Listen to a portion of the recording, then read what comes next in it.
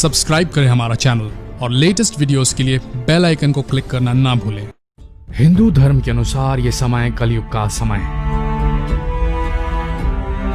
पारंपरिक भारत का ये चौथा युग है।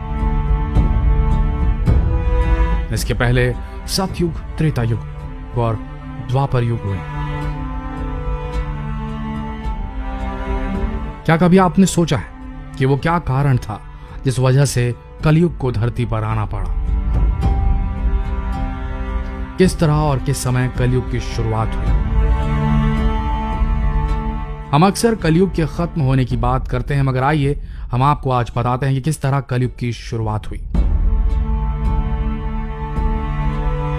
बहुत से लोगों का मानना है कि उस समय यह कलयुग खत्म होगा जब पूरी सृष्टि विनाश की ओर अग्रसर होगी। आइए आपको बताते हैं कलयुग का उदय कैसे हुआ और कलयुग को सालों साल धरती पर क्यों रहना पड़ेगा।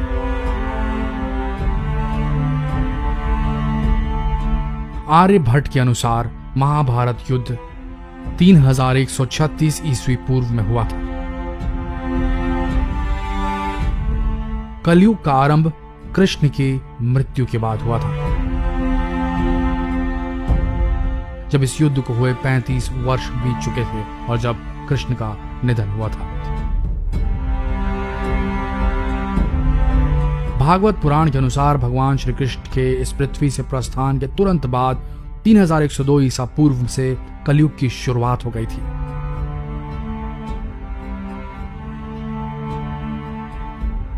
भागवत पुराण के अनुसार कलयुग का प्रारंभ तो हुआ जब आकाश में सप्त ऋषियों का उदय हुआ। उस समय से पहले उनमें से 2 ही दिखाई पड़ते थे।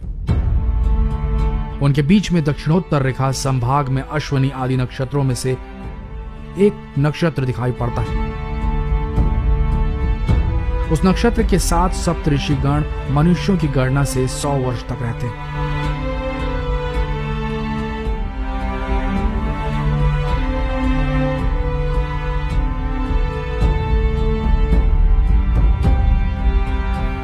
कैसे हुई कलयुग की शुरुआत? पुरानी कहानियों की माने तो जब धर्मराज युधिष्ठिर अपना पूरा राजपाट परीक्षित को सौंपकर अन्य पांडवों और द्रौपदी के साथ हिमालय की ओर निकल गए, वे स्वयं बैल का रूप लेकर गाय के रूप में बैठी पृथ्वी देवी से सरस्वती नदी के किनारे मिले।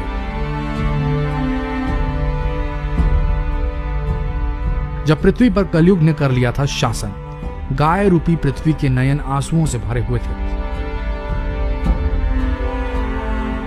पृथ्वी को दुखी देख धर्म ने उनसे उनकी परेशानी का कारण पूछा। धर्म ने कहा, देवी तुम ये देख कर तो नहीं रो रही कि मेरा बस एक ही पैर है, या तुम इस बात से दुखी हो कि अब तुम्हारे ऊपर बुरी ताकतों का शासन होगा? इस सवाल पर पृथ्वी देवी बोली, तुम तो सब कुछ जानते हो, ऐसे में मेरे दुख का कारण पूछने से क्या लाभ?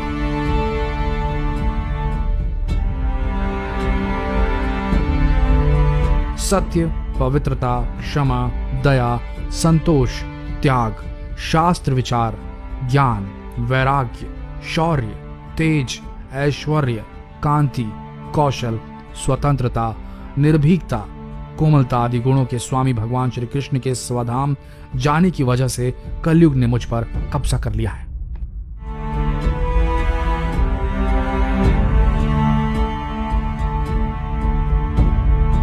राजा परीक्षित ने दिया था कलयुग को श्राप। धर्म और पृथ्वी आपस में बात कर ही रहे थे कि इतने में असुर रूपी कलयुग वहां आ गया।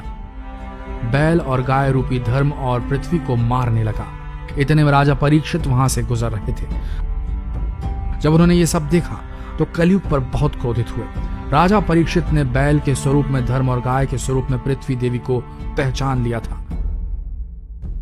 राजा परीक्षित ने अपनी तलवार निकाली और कलयुग को मारने के लिए आगे बढ़े।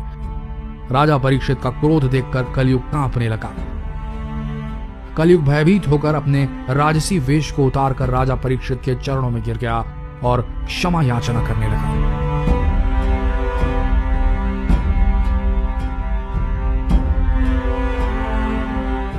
अधर्म, पाप और झूठ का मूल कारण बना कलयुग। राजा परीक्षित ने कहा, कलयुग तू मेरे शरण में आ गया है, इसलिए मैं तुझे जीवन दान दे रहा हूं। किंतु अधर्म, पाप, झूठ, चोरी, कपट, दरिद्रता आदि अनेक उपद्रवों का मूल कारण केवल तू ही है।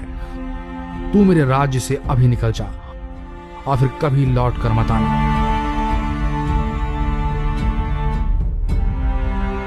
राजा परीक्षित ने सोच विचार कर कहा, झूठ, धूर्त, मद्यपान, परस्त्री गमन और हिंसा, इन 4 स्थानों में असत्य, मद, काम और क्रोध का निवास होता है, तो इन 4 स्थानों पर रह सकता है।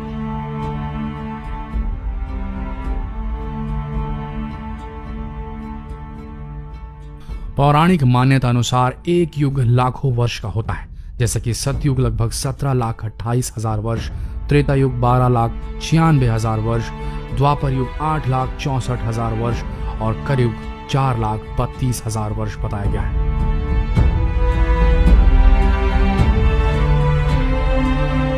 अब आज कलयुग वास करता है। कलयुग खत्म कब होगा, इस बारे में जानने के लिए देखिए इसी वीडियो का अगला भाग।